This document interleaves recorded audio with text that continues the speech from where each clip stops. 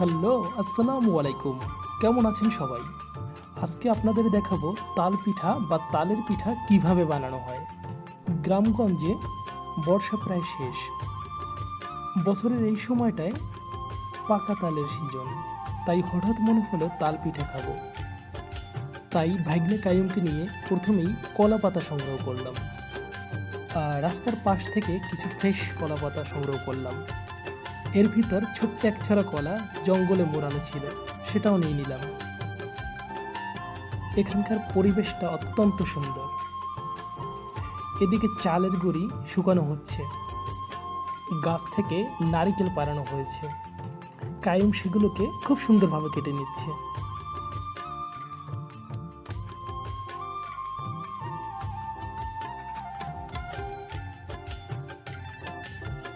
পরবর্তীতে খাওয়ার জন্য আরও কিছু নারিকেল রেখে দেওয়া হয়েছে।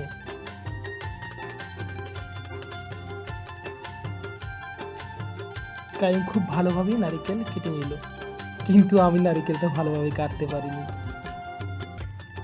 এরপর নারিকেলের পানি বের করা হলো। পানিটা অনেক ঘোলাটে ছিল।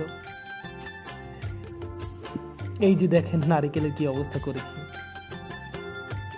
অনেক কষ্ট হয়েছে পরবর্তীতে নারিকেলগুলো কোরানোর জন্য। এদিকে মা এবং আম্মা চালের গুঁড়ি, নারিকেল কোরানো, তাল এবং মিঠা দিয়ে গোলা তৈরি করে রাখলো। পরবর্তীতে আম্মা খুব সুন্দরভাবে কলা পাতার উপরে এগুলো সাজিয়ে নিল।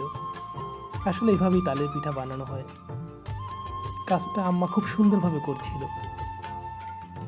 এরপর পিঠাগুলোকে মাটির চুলোতে রান্না করার জন্য প্রস্তুত করা হলো। খুব সুন্দর একটা ঘ্রাণ হচ্ছে। কিছুক্ষণ এভাবে রাখতে হবে, এরপরেই তৈরি হয়ে যাবে সেই মহামূল্যবান তালের পিঠা। এটা গ্রামে এখনও খুবই সুস্বাদু খাবার হিসেবে পরিচিত। ভাদ্র মাসের শেষের দিকে গ্রামগঞ্জের মানুষ এই পিঠা খেয়ে থাকে। এই যে তৈরি হয়ে গেল তালের পিঠা। এটা দেখতে যেমন সুস্বাদু, খেতেও সুস্বাদু। ভিডিওটি কেমন লাগলো সবাই জানাবেন কমেন্টে।